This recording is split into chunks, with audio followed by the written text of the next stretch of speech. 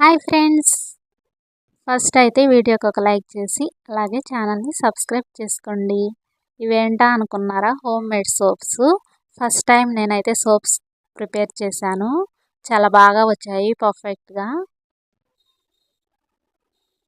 చాలా హ్యాపీగా ఉంది, ఎందుకంటే మనం ఇంట్లో యూస్ చేసుకోవడానికి మనమే ప్రిపేర్ చేసుకుంటే ఆ ఫీల్ చాలా బాగుంది.